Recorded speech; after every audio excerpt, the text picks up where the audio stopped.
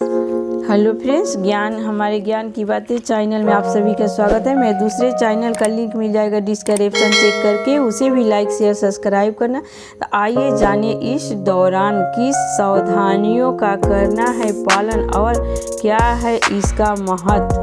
10 सितंबर से 25 सितंबर तक पितृपक्ष चलने वाला है। इस दौरान कई सावधानियों का पालन करना होता है, जैसे पितृपक्ष में केवल सात्विक आहार ही खाया जाता है। प्याज, लहसुन, मांस, मंदिरा का परहेज करें।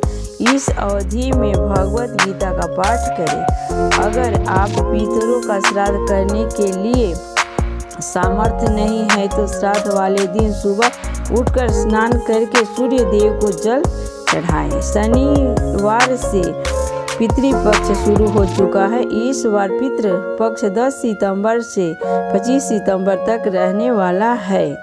दरअसल हमारे परिवार के जिस पूर्वजों का देहांत हो चुका है उन्हें हम पितृ मानते हैं। जब तक किसी व्यक्ति की नित्य मृत्यु के बाद उसका जन्म नहीं हो जाता, वह सूक्ष्म लोक से परिवार जनों को मिलता रहता है। पितृपक्ष में पितृ धरती पर आकर अपने लोगों पर ध्यान देते और आशीर्वाद देकर उनकी समस्या दूर करते हैं। पितृपक्ष में हम लोग अपने पितरों को याद करते हैं और उनकी याद में दान धर्म का पालन करते हैं। पितृपक्ष में किस तरह के कार्य और प्रक्रियाओं का पालन करते हैं आपको पता है। पितृपक्ष में हम अपने पितरों को नियमित रूप से जल अर्पित करते हैं। यह जल दक्षिण दिशा की ओर मुंह करके दोपहर के समय दिया जाता है। जल में काला तिल मिलाया जाता है और हाथ में कुश लेकर के जल दिया जाता है। जिस दिन पूर्वज की देहांत की तिथि होती है उस दिन अन्न और वस्त्र का दान किया जाता है। उसी दिन किसी निर्धन को भोजन भी कराया जाता है। इसके बाद पितृपक्ष के कार्य समाप्त हो जाता है। कौन पितरों के लिए जल अर्पण कर सकते हैं? दरअसल श्राद्ध या जल अर्पण करने के भी अपने नियम हैं। घर का वरिष्ठ पुरुष सदस्य नित्य तर्पण कर सकते हैं। उसके अभाव में घर को कोई भी पुरुष सदस्य कर सकता है। पौत्र और नाती को भी तर्पण और श्राद्ध का अधिकार होता है। वर्तमान में स्त्रियां भी तर्पण और श्राद्ध कर सकती हैं। सिर्फ इतना ध्यान रखें कि पितृपक्ष की सावधानियों का पालन करें। पितृपक्ष में किन किन सावधानियों का पालन करना चाहिए? इस अवधि में दोनों बेला स्नान करके पितरों को याद करना चाहिए।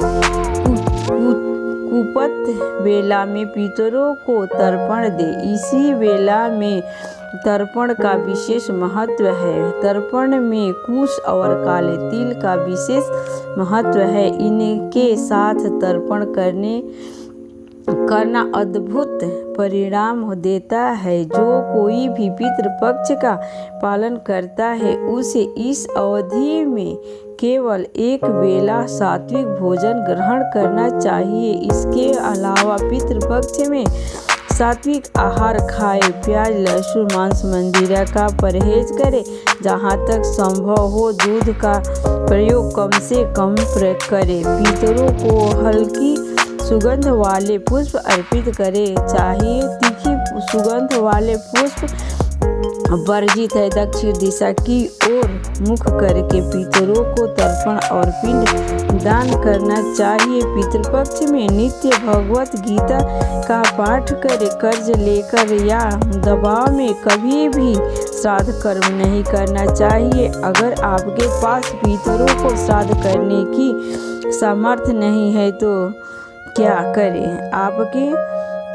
अगर आपके पास पितरों के श्राद्ध करने की सामर्थ्य नहीं है तो श्राद्ध वाले दिन प्रातःकाल स्नान करके सूर्य देव को जल चढ़ाएं और दोपहर के समय में पितरों को जल अर्पण करे। इसके बाद गाय को हरा चारा खिलाए। पितरों से कृपा की प्रार्थना करे। आपका श्राद्ध कर्म संपूर्ण हो जाएगा। बोलो पितृदेव की जय, पूर्वज लोगों की जय। तो भक्तों, आप सभी से प्रार्थना है कि आप लोग जल दे करके पितृलोक के नाम से, और उसके बाद गौ को, ब्राह्मण को, कौवा को, कुत्ता को भोजन कराएं अवश्य। बोलो पितृदेव की जय।